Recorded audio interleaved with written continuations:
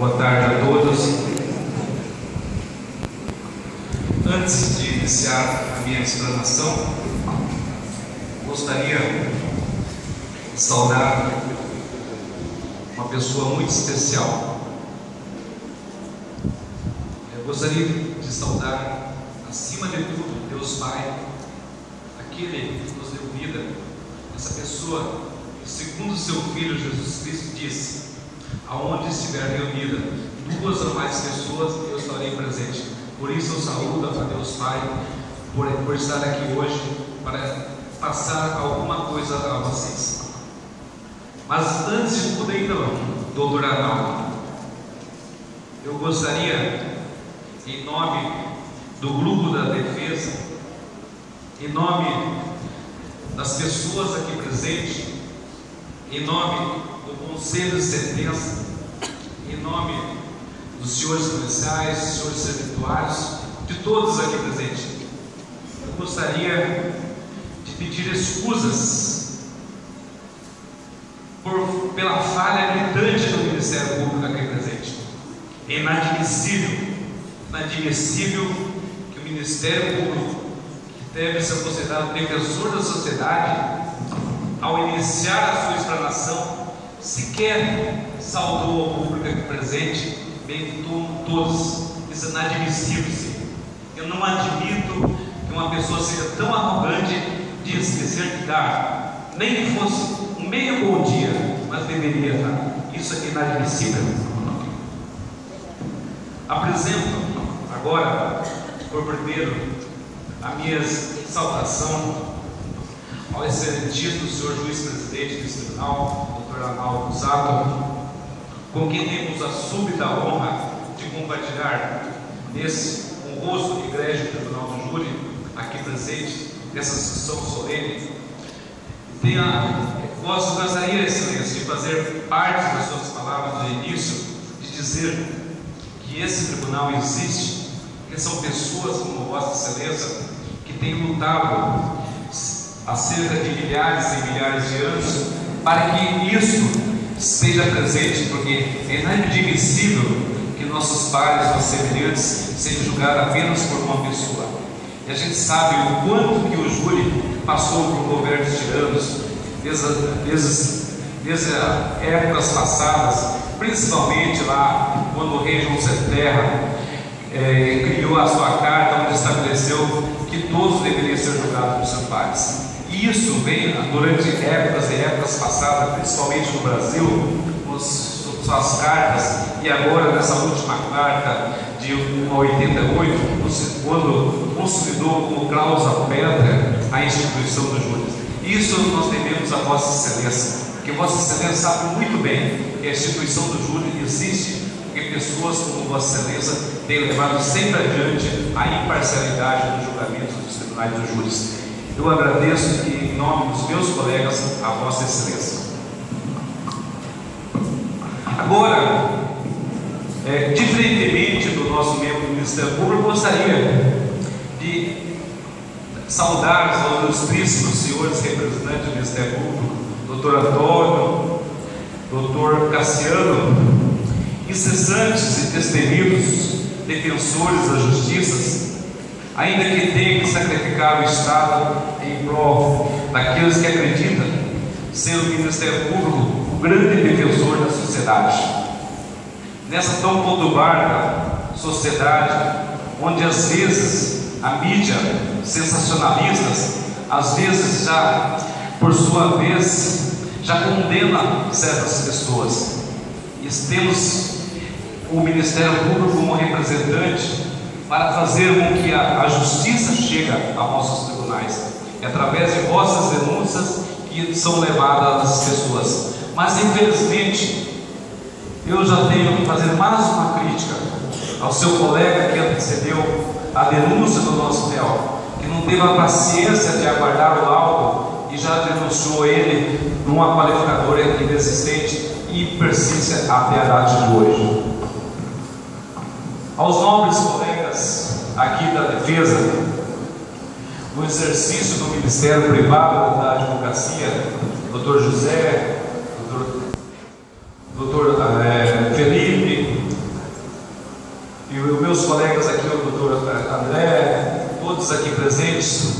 com quem tenho a honra e a satisfação de voltar a compartilhar a tribuna da defesa, não pelo mesmo réu, mas sempre pelo mesmo ideal de fazer justiça, defender a liberdade dos cativos na aplicação da norma penal em prol da justiça, necessária e indispensável a todo ser humano, a quem a lei protege e garante, principalmente no embate das vicissitudes do cotidiano, se vê acorrentado e enjaulado no embate processado como os que hoje aqui se encontram o nosso réu.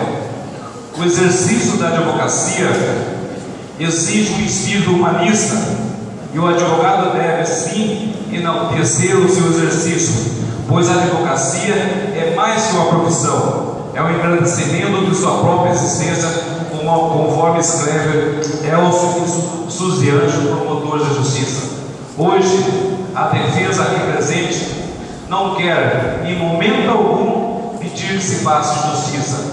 Apenas a defesa aqui presente quer que se cumpra a justiça, senhores. Porque a defesa não vem aqui para pedir a absolvição do réu, mas a defesa vem hoje para que se pratique a justiça.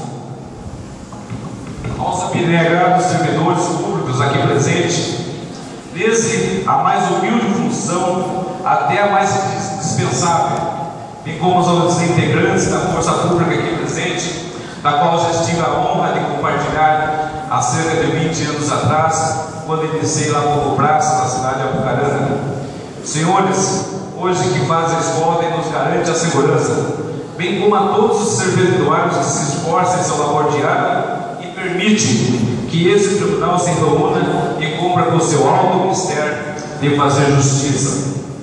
Gostaria também de saudar a família da vítima santa, que ela também tem sofrido com o ato em si, mas hoje vai ser feita justiça. Também gostaria de saudar a família do réu, porque essa também sofre como todos, ela também teve as suas consequências. Da mesma forma que a vítima perdeu uma mãe, o réu também hoje não pôde se fazer às vezes de pai.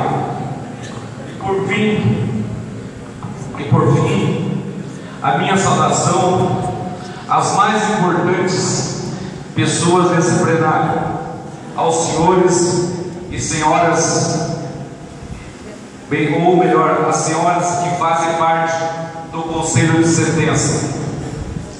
Nessa ocasião, Vossas Excelências foram elevadas ao grau de autoridade máxima.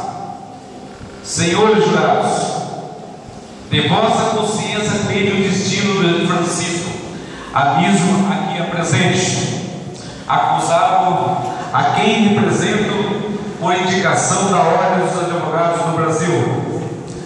A liberdade ou condenação, conforme que era a acusação, dependerá de vossas excelências.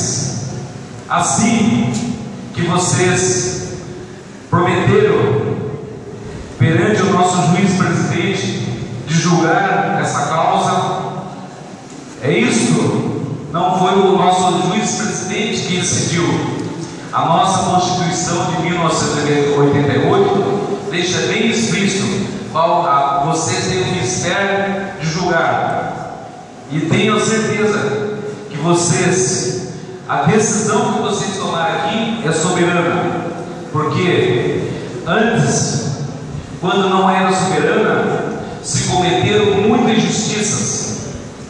E cito que talvez por culpa do próprio Estado, muitos erros foram cometidos. E talvez esses erros, a partir do momento que a Constituição diz que a decisão do júri é soberano, talvez aí se começou a fazer justiça.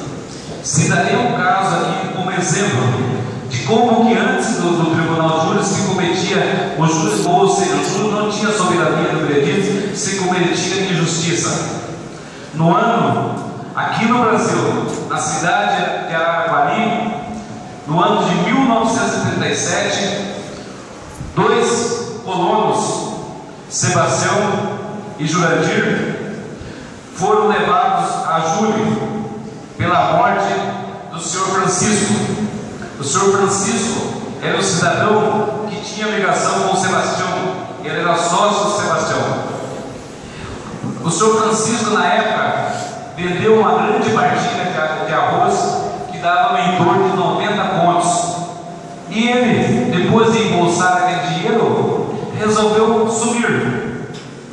E veio a nossa falha da justiça e levou esses dois cidadãos para a delegacia, onde foram submetidas à tortura e tiveram que conversar. Inclusive a sua mãe, a sua mulher também foram levados e torturados no porão da delegacia até que se conversaram.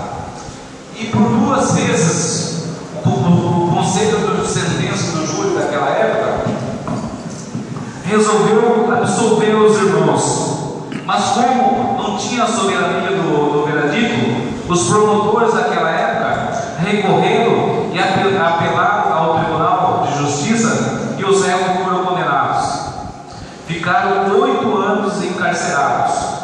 Depois, com a medida do recurso, foram e retornaram para a sua residência. Mas infelizmente, quando retornaram para a sua residência, já não eram as mesmas pessoas, porque também sofreram naquele tempo que ficaram encarcerados.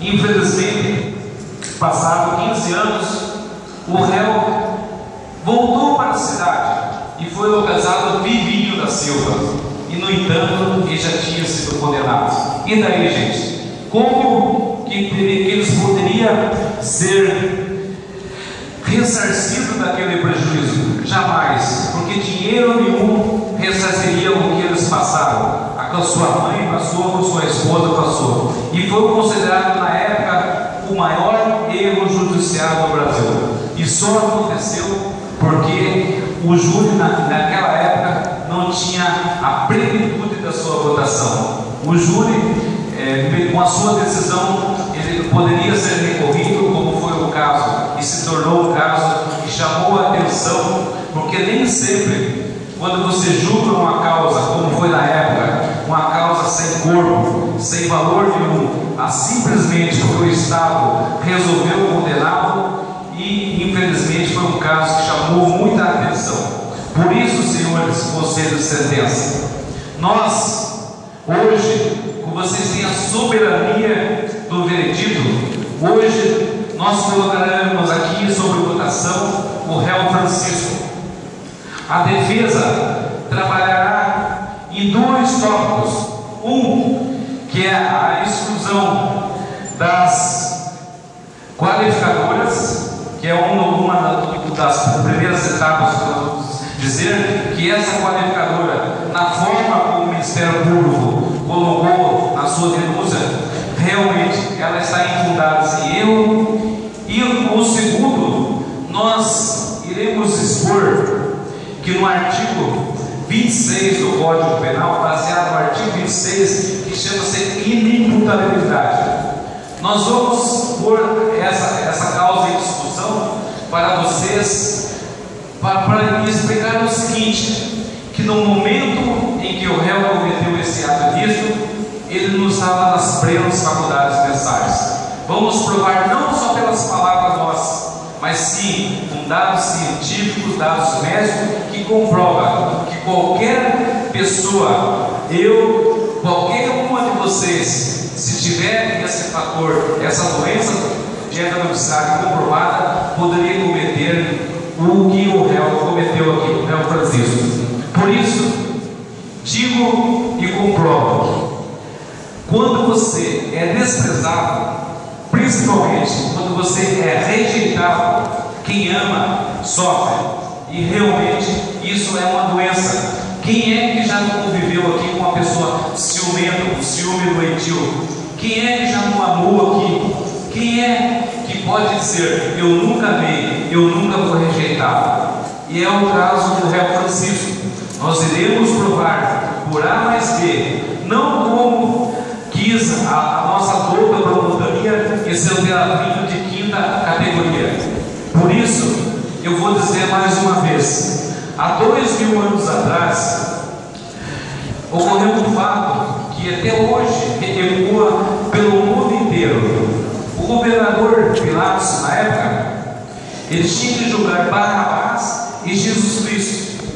Na última hora, ele resolveu lavar as mãos e deixou para que o pessoal que estivesse ali presente julgasse. Ali já ocorreu mais um erro.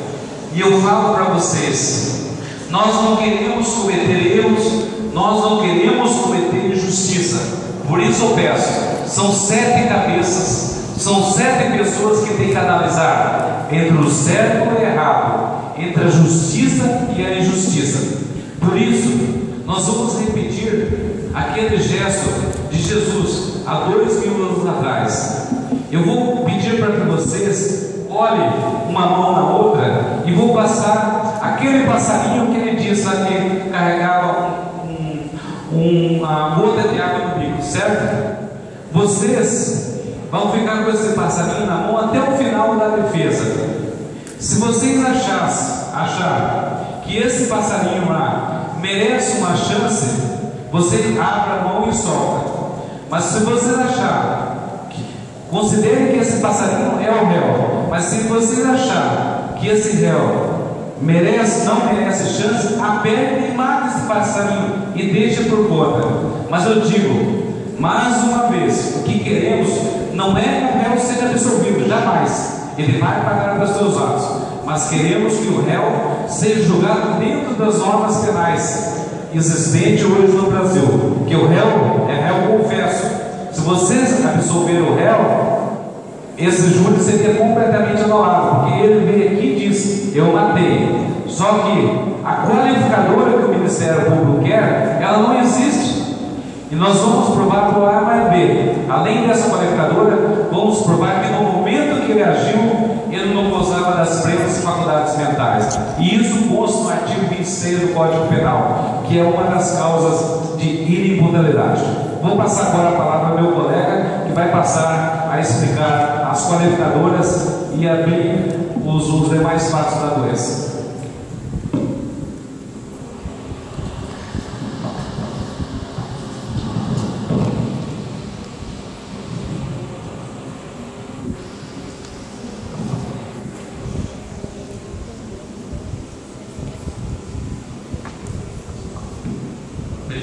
Faço minhas palavras do novo colega que me antecedeu na tribuna.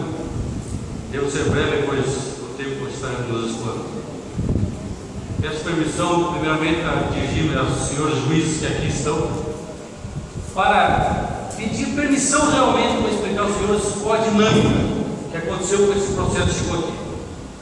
E explicar também os princípios que regem esse processo. De nada adianta nós chegarmos aqui e só falar: o processo é isso. Não. O processo houve uma situação, a polícia atua, autor e flagrante, foi feito inquérito, foi ao Ministério Público, esse por sua vez denunciou, fez a denúncia, o réu é citado para substituir o advogado, assim o fez. Durante isso, o juiz marca a audiência, os advogados vêm para a defesa, o Ministério Público vem para a acusação. Aos finais, há debate, seja memoráveis por escrito ou orais. O juiz dá a sentença de pronúncia e essa sentença vem aos senhores. Lá rege uma simples palavra: na dúvida, indúbio para sociedade. Ou seja, na dúvida se o réu matou ou não, a sociedade decide. Hoje os senhores são bichos da sociedade. Hoje é os senhores que decidem. Porém, Deus novamente advertiu os senhores: se lá a dúvida era para a sociedade, aqui a dúvida é para o réu. Se em qualquer momento os senhores tiverem dúvida a favor dele, não é para a sociedade. Que a sociedade já está formada com os senhores. Aqui a dúvida é para ele. Se na explanação da qualificadora não ficou muito bem com os senhores, meus colegas que vão me suceder posteriormente vão explicar isso. Se tiver dúvida, na hora desse esquisito, a dúvida é a favor do réu. Agora, da forma como o Ministério Público veio explanar aqui, deu a impressão para ele que o direito a tudo abarca, o direito resolve tudo. Se não resolver o direito, a polícia resolve. Não, senhores. O direito se comunica com todas as ciências, entre elas a medicina legal, psiquiatria e a psicologia. Sem essas ciências, o direito não é nada. E digo para os senhores, não é nada, porque não adianta nós pensarmos no quadrado. É nós pensarmos aqui dentro. Dizer que o direito abarca tudo, nós pensarmos no que está aqui dentro. Só o que está aqui dentro, o que foi escrito. Nós temos que pensar o que levou as consequências a formar isso aqui. Isso nós temos que pensar e analisar muito bem. Caso contrário, nós estamos ignorando as outras ciências que também estão por aí, para serem aprendidas. Se eu não sei, tem que buscar. E pelo isso, o Ministério Público aqui não veio explanar para os senhores. Ou tentou refutar. Talvez na época agora venha de outra forma. Mas não pensemos no quadrado. Vamos pensar o que está fora desses alvos. O que levou realmente, talvez, a esse ato repudiado por todos nós? Ninguém vem aqui pedir a absolvição dele, como já disse meu colega. Não, ninguém vem aqui pedir. Nós queremos para ele aqui se faça justiça. É por isso que esse conselho de certeza veio se formar, para se fazer justiça. Porque caso contrário, deixaria tudo lá, enclausurado por anos e anos, como existem muitos outros pelos países aí. Você bem recorda, senhores, eu perguntei quantas vezes nesses 3 anos ele teve um apoio psicológico. Afinal de contas, ele também veio da sociedade, ele também veio de um lar, por mais que ele tenha cometido esse ato, mas daí retirado, abruptamente ele foi jogado, enclausurado. Está lá, enclausurado. Será que a mente também continua a mesma? Será que ele teve um apoio necessário? Será que ele tem visita? Será que a única visita que eu enxergo são os seus pares, que ali se encontram? Um cometeu um crime, outro tipo, outro. Que ali sim é uma faculdade imaginária. Não é isso o jargão que fala? Mas não, senhores, são seres humanos empilhados, jogados à mercê do Estado falido, que sequer tem aplicado o seu dinheiro na educação básica, na saúde. Vai aplicar em preso que cometeu qualquer ato? Não vai, senhores. Por isso só peço pena e vou pedir para me retirar. Voltarei na Atlética se tiver. Meus colegas vão fazer a opinião. Tenho certeza que os senhores, com suas mentes abertas, não pensam no quadrado. É o que eu tenho para dizer. Obrigado.